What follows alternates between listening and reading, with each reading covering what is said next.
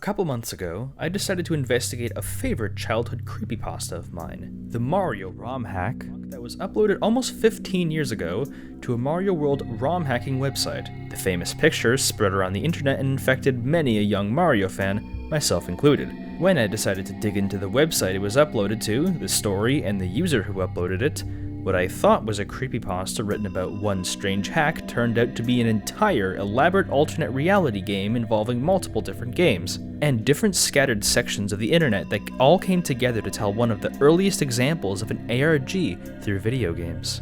I documented this study through two videos, one called The Unsolved Mario ARG, when I had found the publicly available clues, and a sequel not long later that details me finding every single game available, because there's multiple, and having a comment from the creator himself left, who was previously unknown to anyone not intimately familiar with the ROM hacking website he was a part of. This video will explain the entire story and history of this long hidden and forgotten Mario ARG/creepypasta from beginning to end. I have combined both of my previous videos together into just one. Just to be absolutely clear, this video is from the previous two, stitched together to tell one cohesive story rather than new updates, with some of the intro bits snipped out for redundancy between the two. Both previous videos and more will be linked below in the description for your pleasure. I've just combined everything to make it much easier to understand. I am overjoyed to present this to you because this was the result of not just my own investigations, but rather a collaborative effort between myself, members of the ROM hacking website and community, members of my own little community, and enthusiasts of video games, horror, ARG investigators, and lost media appreciators. If you love video game deep dives, horror content, and the stranger side of the internet, then I advise you to subscribe and stay tuned, because that is what I specialize in. And without further delay, here's the entire saga of Mario explained. Enjoy.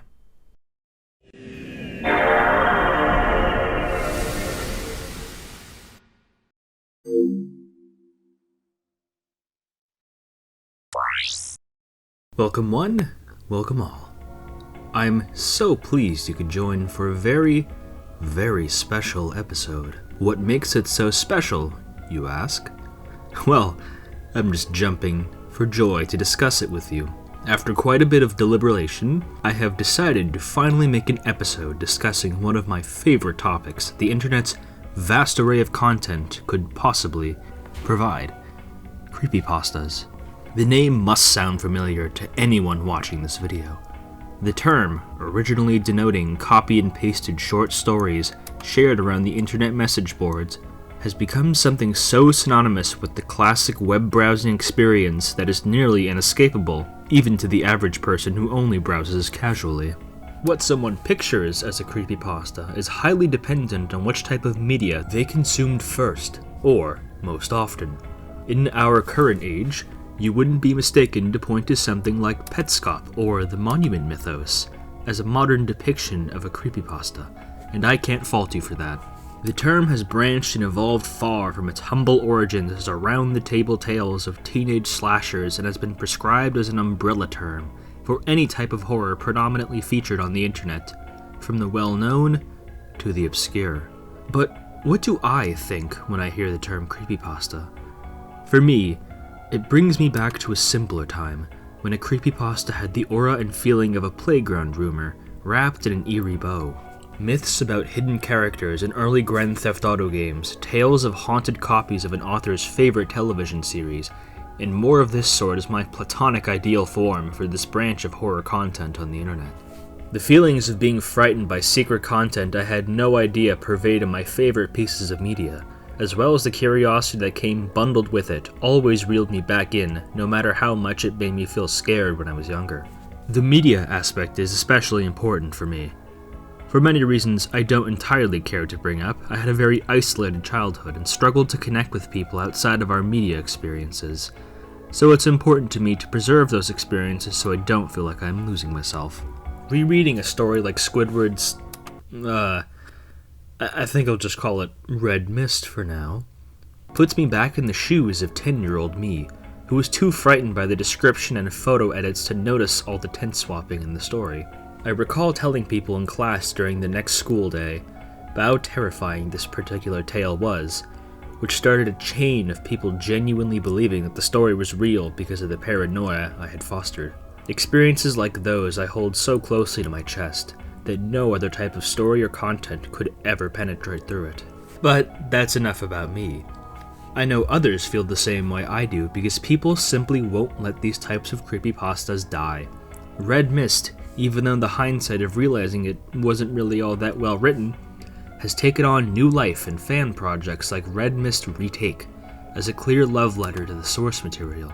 People are so passionate about the creepypastas of old because the people who were kids when they experienced them are now grown up and ready to show their appreciation through their creative applications.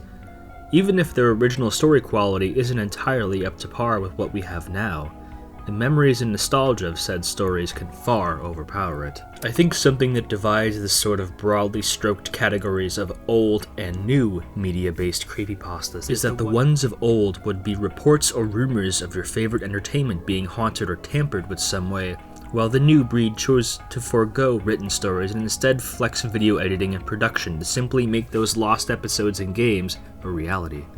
Adaptations of creepypastas are nothing new, with tales like Sonic.exe being more remembered for its game adaptations, subsequent fan games, and whatever the hell Friday Night Funkin' is. But this new breed of internet horror content, while being much more technically proficient, lacks something for me. I've seen several series I've enjoyed, but there was something a lot more immersive and interpersonal about reading it aloud and letting the paragraphs get inside my head, gathering around the forum posts like a campfire. I suppose there isn't a sense of commentary and togetherness when you watch a YouTube video, and then later a series explained video, rather than conducting a lot of the investigation work yourself. I can hardly fault anyone for not having the time or patience to play alternate reality games, or ARGs, on their off time and rather watch a video explaining it for them. But I believe the rise of explanation videos would make sense when so many projects today are just a video series, rather than something more interactable that might last with you longer. But there are still projects that put the game back an alternate reality game, something that can bring like-minded people together to explore the hidden depth of a game we thought we knew front to back and rekindled the sense of childlike wonder and awe we lost through one of the most iconic games ever made, Super Mario World. Well, a version of Mario World, that is, but not unlike any other version you've played before.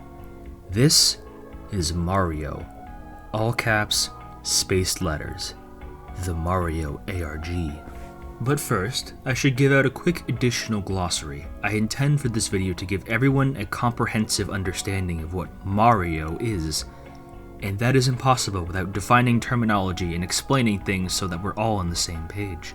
ARG, or Alternate Reality Game, is a story or narrative told through social platforms, typically on the internet, involving real people participating in the forms of interacting with games or speaking to the creators themselves. These typically take the form of interactive websites or online video series, or, for this example, video games. ROM hacking is the process of changing in-game assets and code, ROM standing for read-only memory. To dramatically oversimplify, it's the game file that can be manipulated as the creator sees fit. A ROM hack is the product of the original game being changed or altered in some way, and a ROM hacker is someone who performs said changes. An IPS file, or International Patching System, is a file type used by ROM hackers to patch official copies of Mario World and other games. Distributing intellectual property of Nintendo and other game publishers is illegal, and they have been quite severe for sites and individuals who don't heed the warning. So using IPS files and relying on the players to find the ROM files themselves is a much safer option. Where do you find the official ROMs? Well, legally, I can't tell you, but I can say there's a whole torrent of information out there, so some quick sleuthing won't hurt. Super Mario World Central, or SMW Central for short, is a website created in 2005 dedicated to Mario World ROM hacking tutorials and hosting content. The forum side of the website discusses individual ROM hacks, tutorials for creating certain aspects of ROM files, and general discussions on Mario as a brand. I don't think I have to define who Mario is or his games, do I? It's the main focus of my channel. If you're here, you should know by now. And yes, I am fully aware of the irony of me talking about ARG explanation videos while doing one myself, but you can easily mitigate this problem on your own. This ROM hack is freely available, and I highly recommend you play it before you watch the rest of this video. Go ahead. I'll wait. Are you caught up now? Well, regardless of if you are, let's take a journey together through Mario, the Forgotten ARG. Our story begins on December 28th, 2010, in the morning. SMW Central user and moderator Adam decides to go through the hacks awaiting to be moderated section of the website, which contains hacks waiting for a moderator to verify they are functioning and safe to play. The hack of interest was simply called Mario, in all caps, uploaded by a username Mario with spaces between each caps letter. The user's few posts on the website were incredibly cryptic in nature. The description of the ROM hack reads as follows. As you play the role of Super Mario Plumber, verify that you are beautiful Purinsetsu Zorotaru again. Bowser kidnapped the evil king. It is your job to save her. This hack includes 6 levels of very long. The description sounded like Japanese poorly translated to English, Adam thought as he contacted fellow admin and ex-site owner Kieran. Adam downloaded the ROM hack and was greeted with 2 files. The first was a .txt or notepad document called 3007014 and the IPS file for Mario. Upon investigating the text file, it looked entirely scrambled with incoherent text, except for the small phrase, "Find me," repeated several times. I'll move on from this text document for now, but keep it in mind for later. It is here where Adam began to document his entire experience with the ROM in the form of a creepypasta in a thread discussion. I will diverge from citing the pasta itself and instead play this ROM for myself. All we have to do is patch the IPS to a clean Mario World ROM and... Mario. No world, just Mario. The title screen's nakedness is only the tip of the iceberg. First starting the game, things seem entirely normal, until you catch a small detail change. Looks like Mario is at it again. Not King Koopa, Mario. Things only escalate when the first level of the game has been renamed to Never Come Back. When you enter the level, you find that Mario's muted color palette is the only thing to stare at as you race through the level with no enemies, no coins, and no music. The silence is deafening and stark compared to the vibrancy of what we were so accustomed to. There aren't even coins to collect, it's just you and the stage. Well, there is some points of advice. I hate you. Well, alright then. Let's complete the stage, shall we? At least the yellow switch palace looks unchanged. After that, we can head right on to Yoshi's house for our first proper level in the game. And there's actual enemies to boot. Though, if you choose to use Yoshi, we get more strange text. Mario trapped Yoshi inside the egg. Alright then. Yoshi's Island 7 is even more of an eerie void, with absolutely nothing to do but be alone with your thoughts and reach the goalpost, which takes seconds to do. Leave Now presents us with some power-ups as well as a platforming challenge. Mario is required to jump across invisible platforms. It's a bit tricky the first time around, but not too much of an issue once you get the hang of it. Very interesting point of advice though. All reality breaks down in the castle, renamed to Number 1, Go Back. Iggy's castle is a mishmash of advice boxes and toxic upside-down sludge that kills you if you swim in it. More invisible platforming leads to the most normal part of the entire game, Iggy himself. Man, what a sight for sore eyes. I was so glad to see him pummeled into the lava. Then we're greeted with...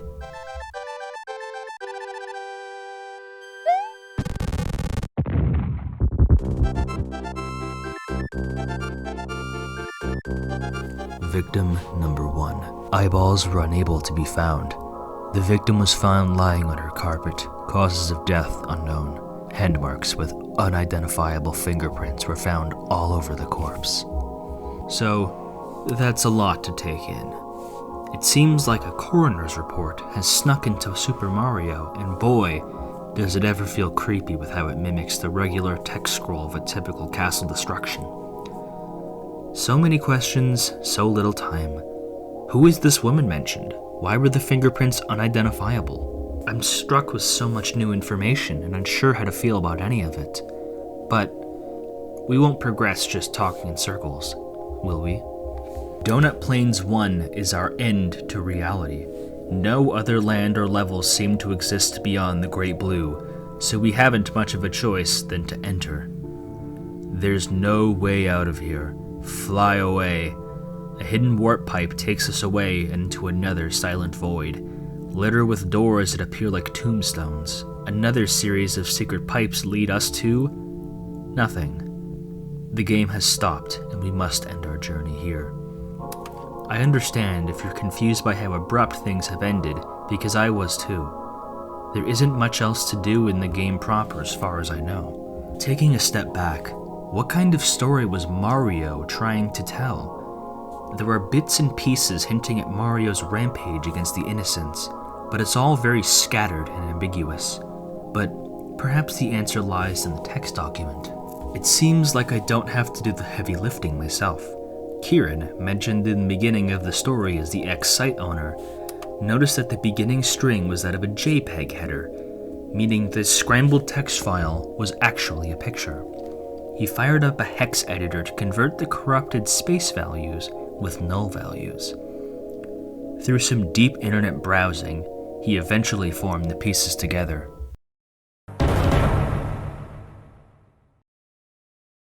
I'm willing to bet you've probably seen this picture before.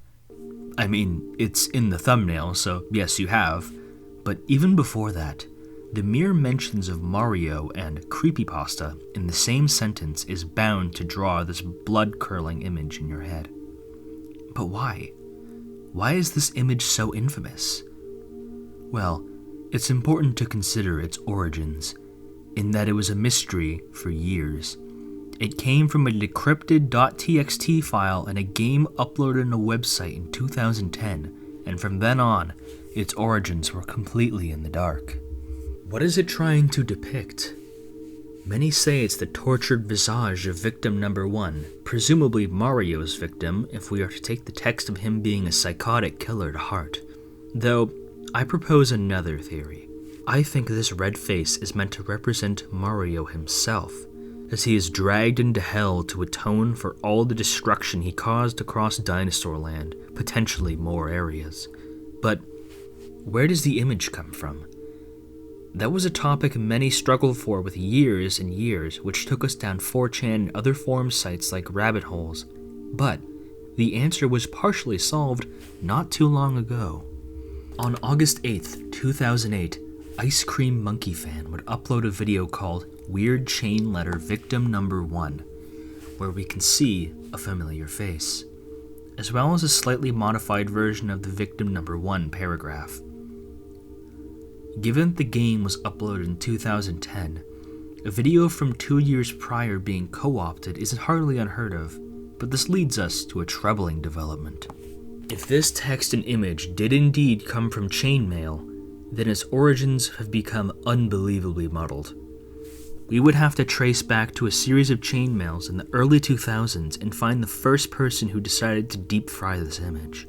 I've heard claims that this was somehow a banned promotion image of sorts, but I'm unsure of the validity of that story.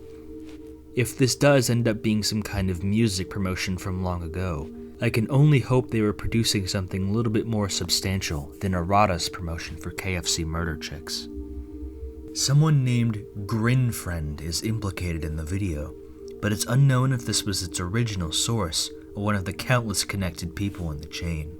Unfortunately, this is where our investigation of the image must end. But fret not, because this is only scratching the surface of this ARG. If we circle back to the user profile Mario, who uploaded the original ROM hack, we can find something very intriguing. On February 5th, 2011, Mario would upload another ROM hack. My first name, I finally finished Mario Cave hack. I am so proud, guys. Please enjoy the hack. Thanks. King Koopa story is that Princess Peach stealing hack. Mushroom Kingdom Princess Mario Koopa military rescue must be grave to grab the pipe. Mario is the dark enemy of innovation. Hukashi, enter the area. Please avoid. In all my time, I've yet to see anyone cover this second game.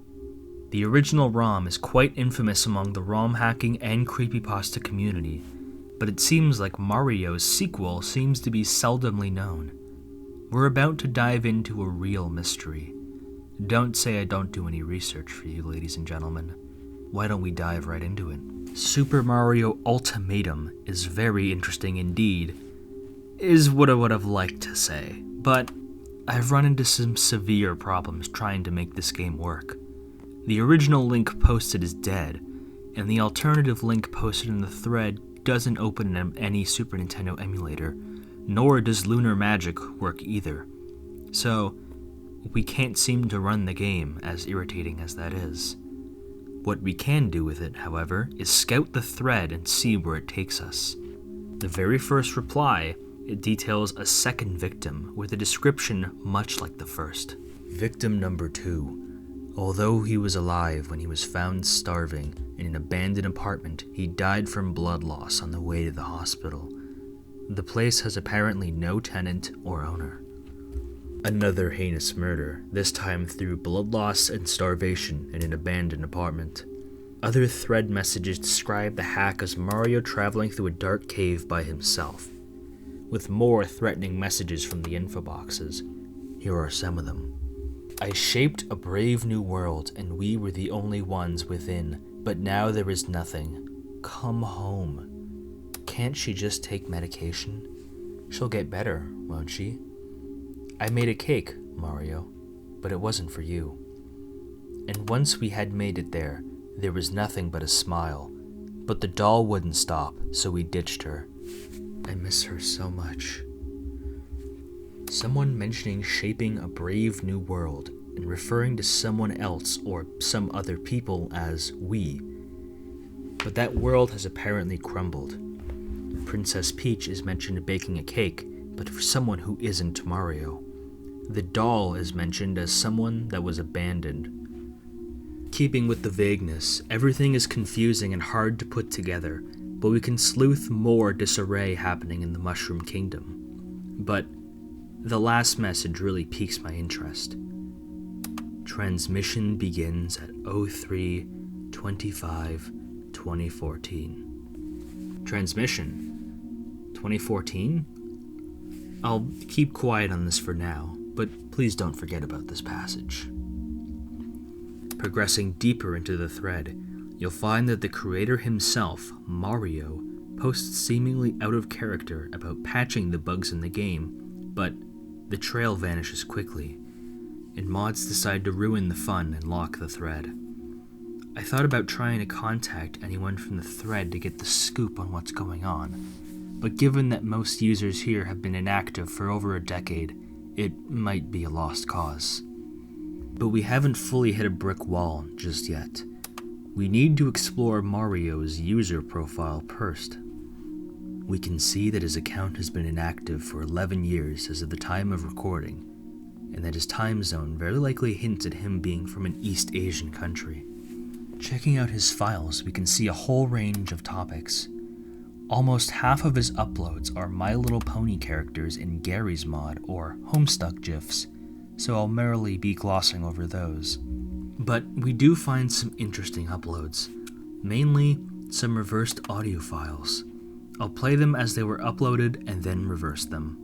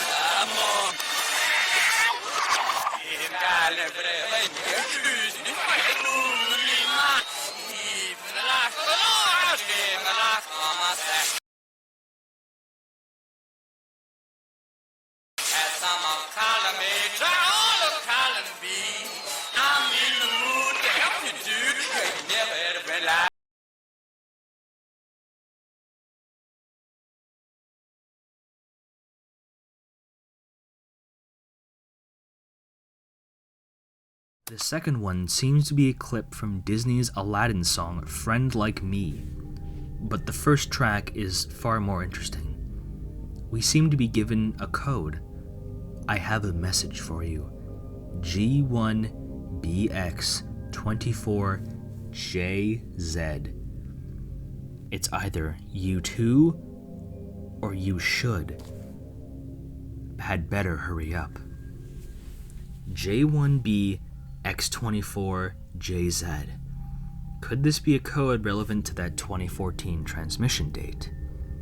So, what do we have now? This is where our trail ends. I couldn't find any more details about the transmission for 2014, or the code for the .mp3 files intended to be used, if at all. I believe this is the reason that this ARG has become either one of two things: abandoned or unsolved. I can only hope the second option is where the answer lies. I'm only one man, not a particularly adept one intellectually either. So heed my call. I ask of you, dear viewer, to go seek the answers yourself and see how far you go. With caution, of course. Who knows? You could discover the next key clue. I humbly thank you for tuning in to this investigation. It feels so good to be back. Well, I never went anywhere, but nobody watched my last upload, so I had to work extra hard so I can afford this month's rent. All jokes aside, I'm really blown away by the phenomenal response to the first part of this Mario ARG I've concocted. What started as me rambling about the spiraling rabbit hole of what started out as a strange Mario ROM hack has led me down a mysterious path involving countless hidden messages, ancient forum posts, and so many interconnecting mysteries that made my head spin. And the response was anything beyond my wildest dreams. I can't thank the people who decided to watch, share, and subscribe because of this video, as well as reach out to me on social media and emails to bring me new information to my attention. I know it's cliche, but thank you. I've been made well aware of how overly long my previous intro was, so I'll spare you the time and jump right into things. If you watch this video in its entirety, I promise you will understand just about everything the Mario ARG has to offer, including its conclusion. Yes, you heard that right, dear viewers. This alternate reality game has indeed been solved, or concluded, depending on how you choose to view it. In this not-so-short amount of time, I have found so many new information on the topic that I feel truly honored to talk about it. And you're not likely to find a lot of this info anywhere else on the internet. What I have in my possession are some exclusive files that will finally be made public to a wide audience. Rejoice if this is your first time seeing them. How did I obtain such information? Well, I'll explain in just a moment. But there are some pressing topics I must cover first. I must take a few steps back and reanalyze my previous video. Due to a lot of the new information coming to light, I must announce that I got some things wrong.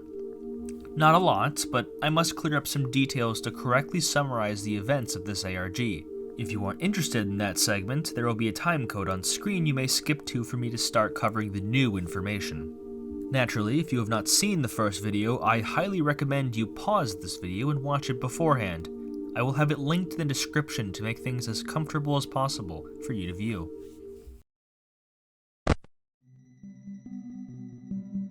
If you're still watching or have just returned from the first part, hello! I have finally found the true origins of this face. The face that was hidden inside of a scrambled notepad document. Turns out, I may not have realized the true weight of the former SMW Central owner saying that he had found the image online. As it turns out, the Ice Cream Monkey video I had shown as the potential origin is a complete hoax. There was no original uploader by that name, and this video is actually part of another ARG called Chainmail Chasers, created by Ebola Granola on Twitter. This ARG focuses on the iconic, unexplained images found in old creepypastas and tries to give them chilling, fictitious explanations. It completely pulled the wool over my eyes with how well it was able to emulate the late 2000s feel of those YouTube uploads, so hats off to you, Granola. Go check out their channel for other similar videos on topics like Smile Dog and Slenderman if this interests you. Now that we know that Ice Cream Monkey is a hoax, where did the original image come from? Well, recall when I mentioned allegations of the image being somehow tied into band promotion? As it turns out, that was the true explanation. I've recently been linked to a specific thread on X, 4chan's paranormal board, and found the thread where the creator of the image, who is Jordan Davis, a member of a band called Common Man Down. In this thread, he explains that he simply found a photograph of a woman in makeup and fried the image to hell and back to make this. I'll link the archived thread down below. I find it entertaining that I was so close to the truth but dismissed it. I highly recommend you check out Midnight Crick's breakdown on the topic. He goes into fantastic detail about the whole situation. Secondly, I've missed out on a huge part of the story of the very first Mario game, one that can only be uncovered by using lunar magic, the primary tool for ROM hacking Mario World. Opening up the ROM with lunar magic, we can find a message that isn't obtainable through a regular playthrough. At the current hour, there is no known treatment for the disease. The best we can do is provide drugs to ease the pain. Viewers of the previous video will recall more messages about this strange disease are mentioned in the Mario Cave sequel, the second game. There are a few more strange messages and binary codes I'll leave for you to decipher as well. Lunar magic is free to use, so I recommend you sort through the ROM yourself and see what you can find. Thirdly, there was something I knew about previously but chose not to include because, honestly, I wasn't fully sure what to do with it. But now that I've found out what the code hidden inside the audio file hello.mp3 fully entails, I will play the reversed audio once more.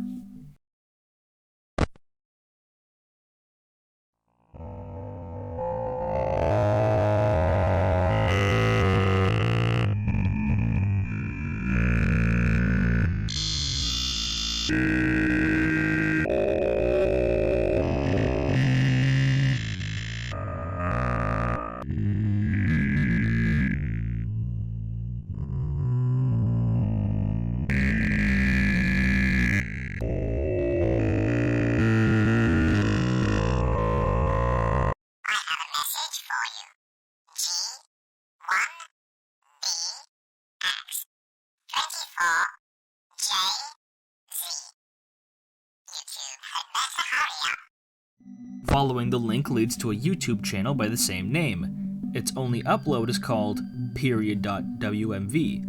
I'll play part of the video now.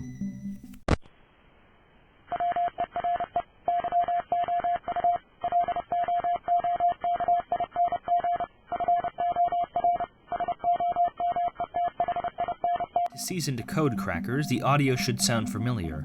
What's playing is Morse code. I've had the code deciphered for me. It reads as follows.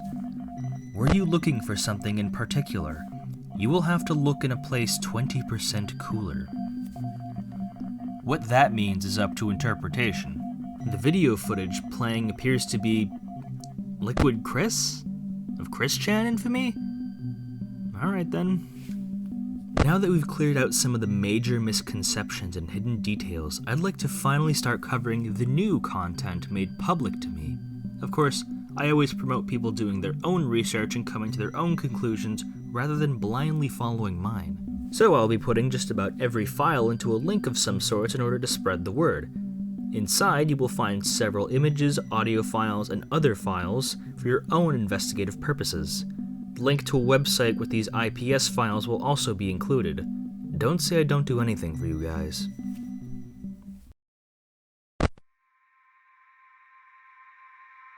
I must preface this investigation by saying I wouldn't be able to do this on my own.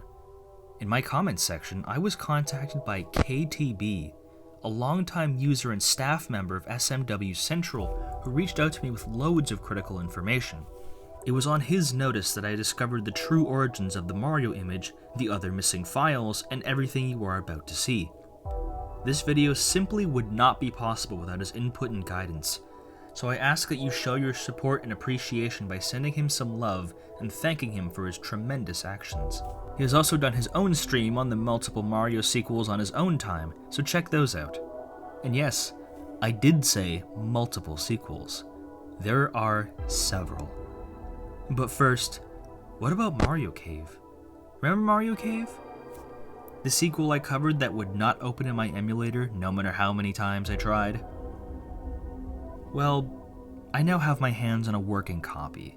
Let's cover that. Something unique about this game is that most of it is unedited, or at least not edited significantly enough for me to cover it by a play-by-play level. Once you get to a certain point, it's only the text box that have anything of note. What's critical is the very first level, Yoshi's Island 1.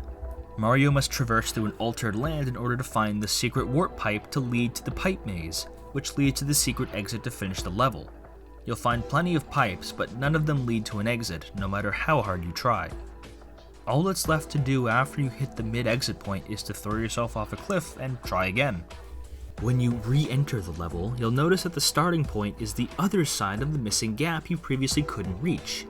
And here's our secret exit. Welcome to the Pipe Cave Maze. Inside, you'll find countless pipes that take you all around a nigh-featureless void that leads to more pipes. Take the right combination and find ourselves in a gloomy level with simple 2D shapes as our objects and coins. Clever traversal and reading out a message or two spelled from blocks will lead us to a secret pipe entrance to our final stop. A P-switch encircled by blocks that Mini Mario cannot destroy. We must progress to the right, where we can find a message spelled out in blocks which may be familiar.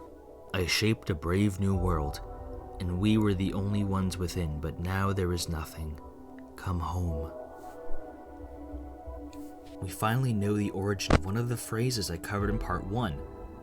In a familiar ending, the final part of the screen has yet another secret pipe, which leads us to a game crash.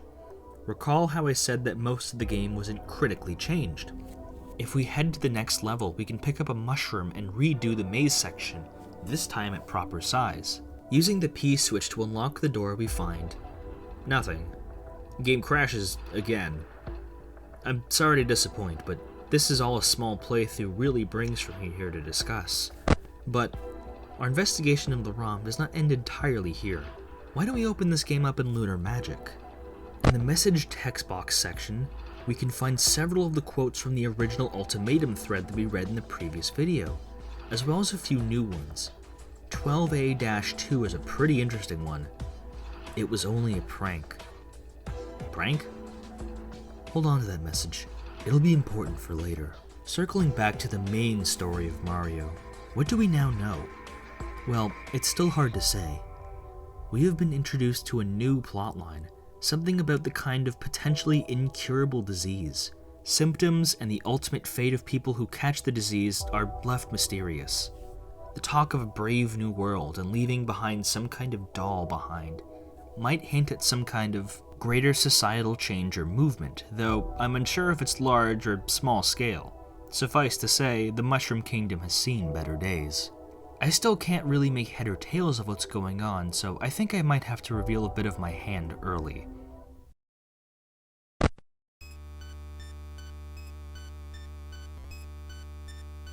Do you recall the forum post by the creator, Mario, saying that the ROM was fixed? Well, he did more than just fix it. He replaced the ROM entirely. Mario Cave / Ultimatum was the second version, and I have the first version in my possession. What was once overwritten, but now archived is called Madness. I think I'll let the footage speak for itself.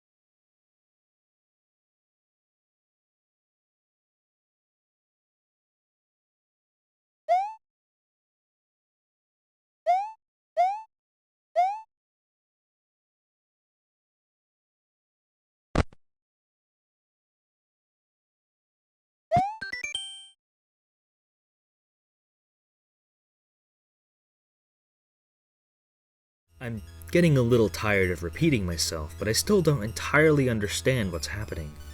This strange Mario sprite trekking through the void could be the depiction of Mario's journey into the cave detailed earlier, with the text box leading to his untimely fate, or it would if it displayed anything. Let's check Lunar Magic. The boss sequence text is where we can find our victim number 2 mentioned in the previous thread, as well as some kind of hexadecimal or something of the sort code that translates to home sweet home. Is this home the Brave New World? Why was this ROM replaced by the cave hack? Some what I believe to be critical details have been wiped away, like the second whole victim description. Victim descriptions. What if... Follow me with this one. What if the victims weren't the result of a murder spree, but rather as a kind of effect of the virus? It may seem far-fetched, but unless we start putting some pieces together, this puzzle isn't going to have any connected pieces at all. We need to start somewhere. Again, the mystery of why this ROM was replaced baffles me, but perhaps we can find the answer in yet another game, because I have one more to share. And this one is a real exclusive. This ROM was not posted anywhere on the official forums, but rather the IRC chat of SMW Central. KTB happened to save it when Mario posted it and has graciously forwarded to me. Let's see what this one's about.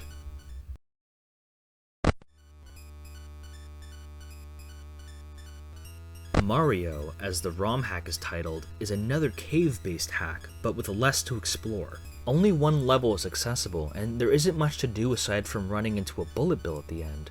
A lot of the same info from Mario Cave is presented here, but what does that really provide in terms of new information? Well, seeing it was posted to the IRC and not made publicly available, it might not have been the attention, or entirely possible, because Mario, the user on SMW Central, got banned.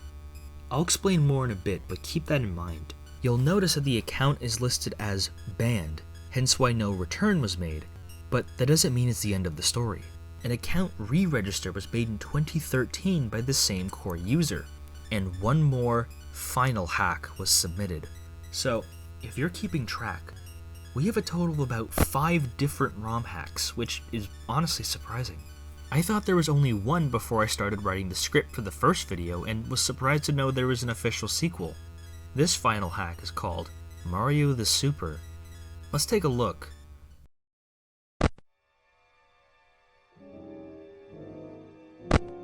Luigi? Maybe. The text still says Mario, but the color scheme points the opposite. All this time I've spent theorizing about the overarching story, I never even considered what part Luigi has to play in all of this. Booting up the game, we find a massively expanded version of the previous ROM hack. We're dropped into a similar yet different version of the cave, with an expanded timer and much more to explore. The pipe maze is just as confusing as ever, though. You already know what software to pull up. Seems like the overworld itself has a secret for us. The boss sequence has some interesting ones. Ludwig von Koopa's days of decomposing. Not entirely surprised he died, to be honest. I hear your song no more. The message boxes usually just repeat the word time, but there are a couple new ones. Even in death, I am not yours. And amazing! Few have made it this far. Time? We know that Mario does like to monitor what people say about his uploads, given that he made intentional changes to the ROM file afterwards. And seeing as the new registration was definitely him, the level names are quite interesting as well.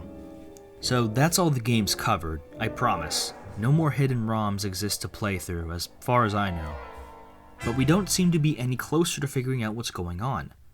Things are still incredibly vague, perhaps too vague. So we've hit the same wall, just harder. Now, what did we do when we were stuck in the previous installment? We investigated his user profile, but we've already seen everything he has to offer, right? Well, I do have access to some files that were mentioned in previous forum posts but had since been deleted for unknown reasons. Again, credit to KTB. Let's go through the images first.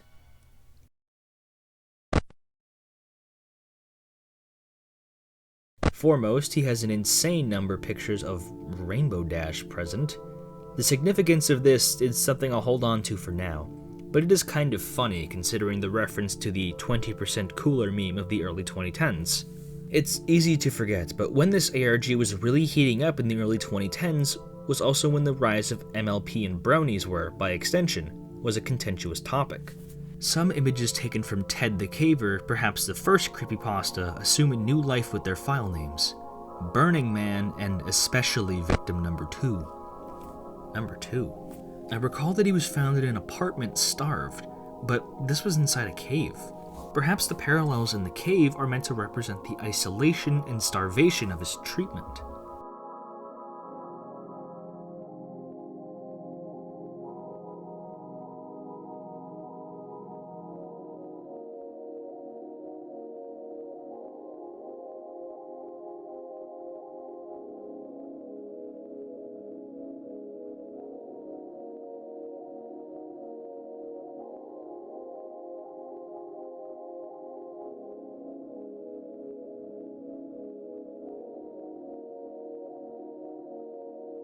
The next set of files are audio files with hidden images inside of them called spectrograms. I will be playing each audio track and revealing the images inside sequentially.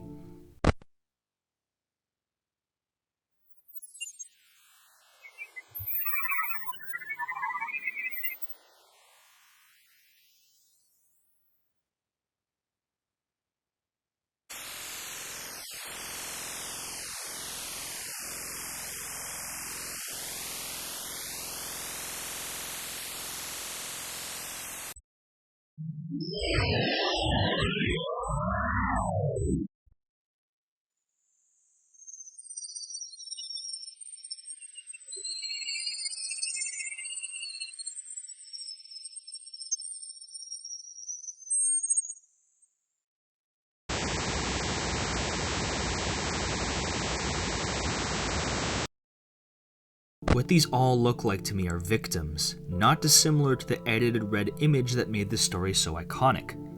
Names like Mario, Luigi don't bring up a lot of interpretation, but there is one that really catches my eye. Catherine. Who is Catherine? There aren't many named characters, and not a lot of people who can be prescribed the name. Was she victim number 1? Is she the doll mentioned to be thrown away? Perhaps a victim of this mysterious illness mentioned several times. Horror.wave is interesting with the quote from the second book of Peter in the Bible. What can this imply? Like God is somehow behind all of this?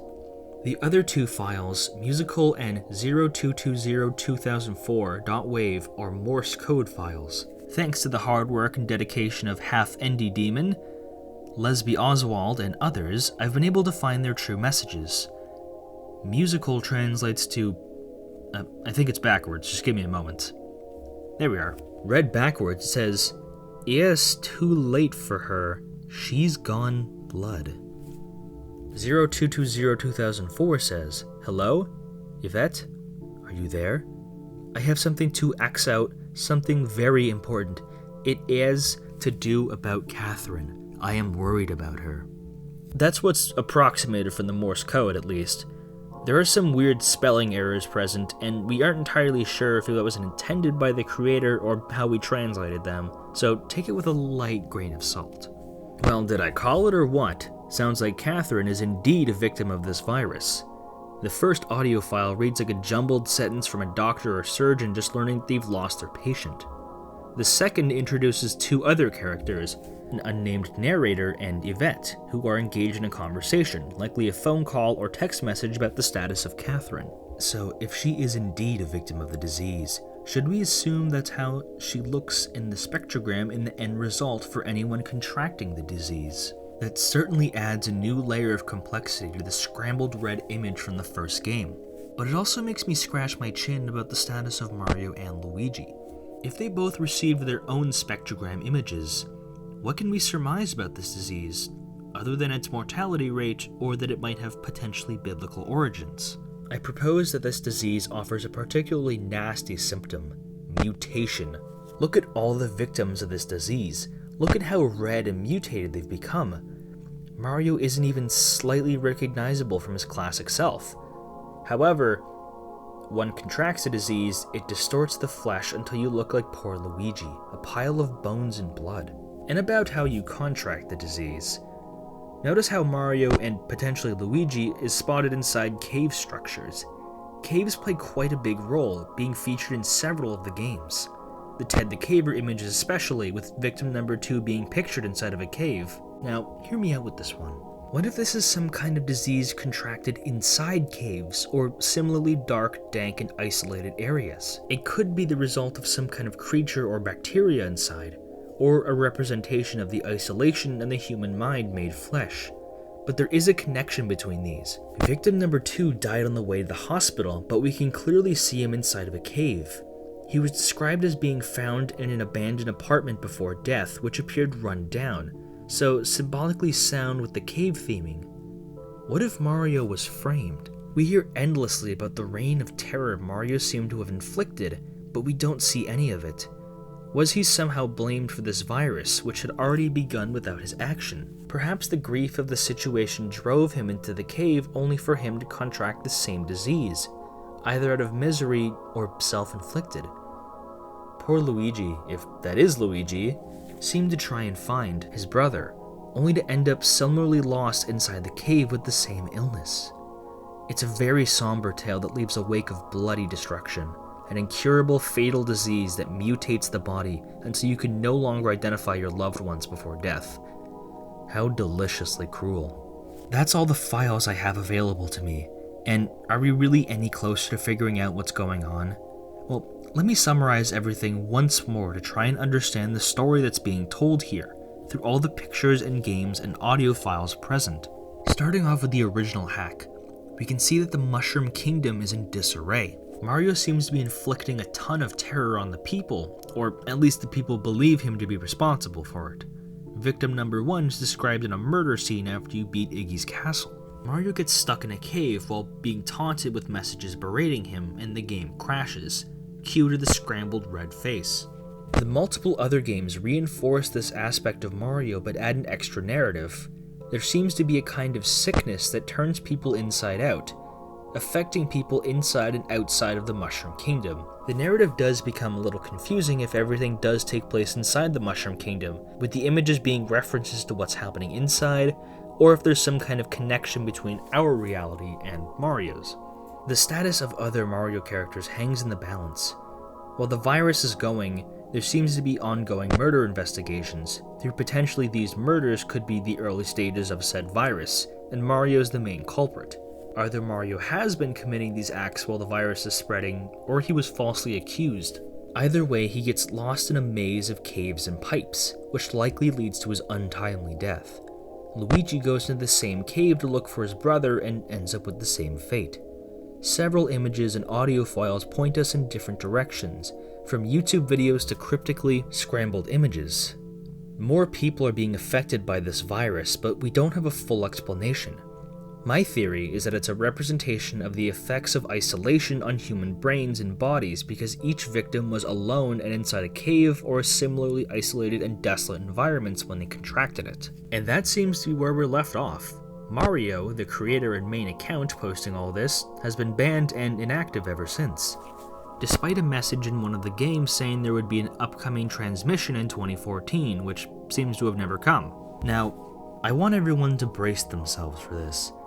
It might be a lot to take in. Do you recall when I said I had no more files to share? Well, I might have lied, because I have one more, an image file. Rather than explaining it, I think I'll let you ponder the image on your own.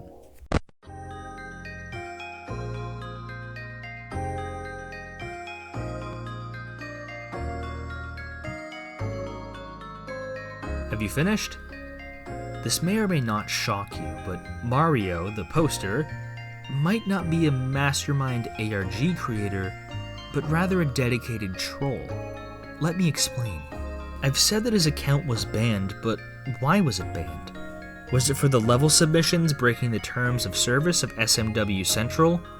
Well, I asked KTB and he told me that the real reason why he was banned was because he really didn't like bronies or fans of the Big Bang Theory in the IRC chat. Those Rainbow Dash and Gmod pony pictures suddenly make a lot more sense, sort of, if you view them as a way to make fun of bronies, that is. If you like to mess with bronies, so what? His trolling doesn't end there. Recall when I dug through his messages on the banned account in the previous video. He seemed to break character to patch his games, so he really wanted people to play them and discuss them. Or discuss them on his terms, that is. Because a few of the messages indicate he would get upset with people if they weren't able to figure out the ciphers. I'm looking at all this from an outsider perspective of events that happened almost 15 years ago, so I'm strongly relying on KTB's testimonies, which I have no reason to doubt. If you need absolute definitive proof that it was a troll effort, then a goal to create an ARG, the creator himself reached out to me in the last video in the comments section. I will be reading his comment in full. Hello, I made this ROM hack in question. The ARG is unfinished because I was 14 and when I was making it up along. Why the hack exists? SMWC used to hold annual level design contests that you made a single Mario World level and submitted it to be rated. I participated and my level was rated like 2 out of 10, which pissed me off. So one evening when I was bored, I purposely made a bad cryptic ROM hack because I thought it would be funny to see people's reactions to it. I didn't expect anyone to actually pay close attention to it. I thought people would just play it then forget about it. As for the ARG, it was really just made up on the fly. A collage of random scary stuff. I'm not sure where I was going with it, but I think I just wanted to keep the spookiness going. If I recall correctly, the plot I was going for was that SMW was being used as a medium to tell a spooky story unrelated to Mario. Think Petscop, but again, it was just shit I made up on the spot as a teenager.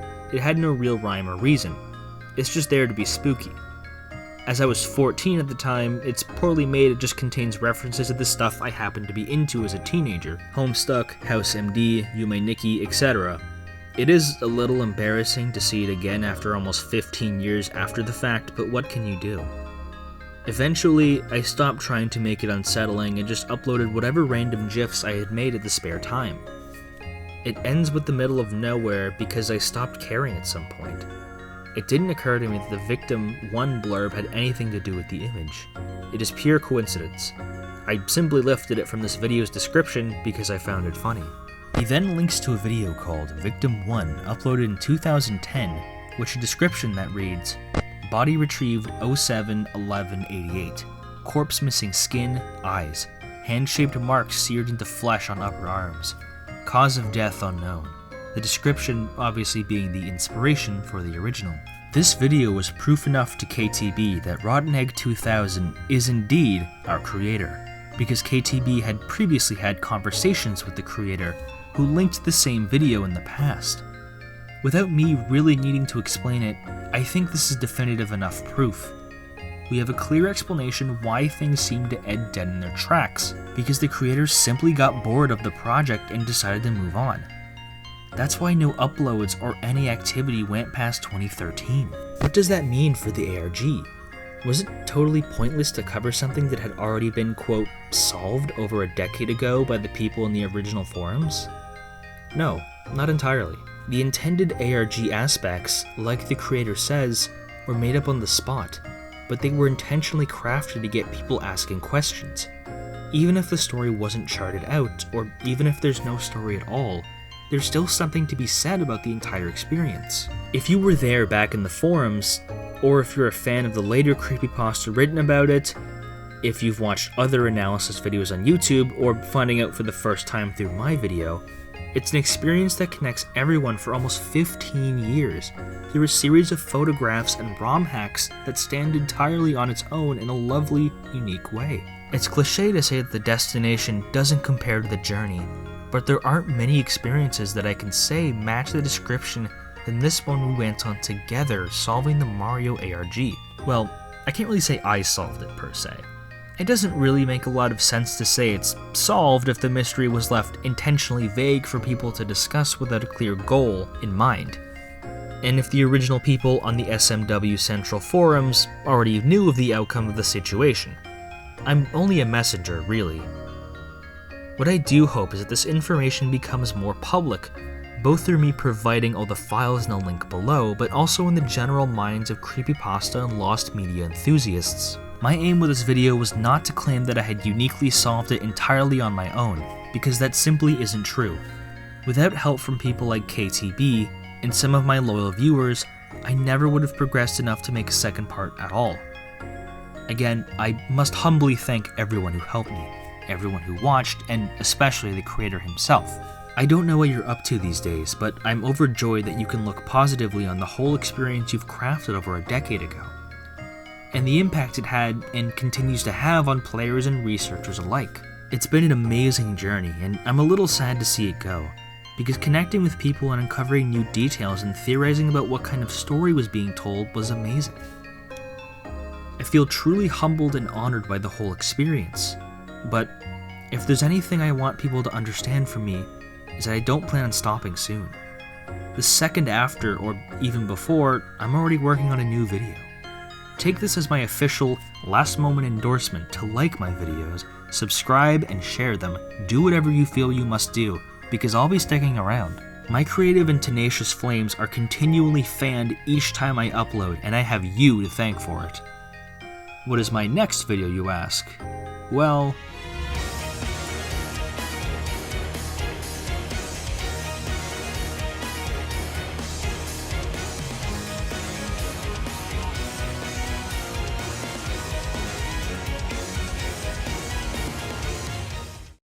see you there, everyone. Have a lovely rest of your day. The double feature-length BlazBlue Calamity Trigger retrospective is right around the corner and will be finished this weekend. I'll have it linked here when it's done. If you're interested in 3-hour-long fighting game videos, that is.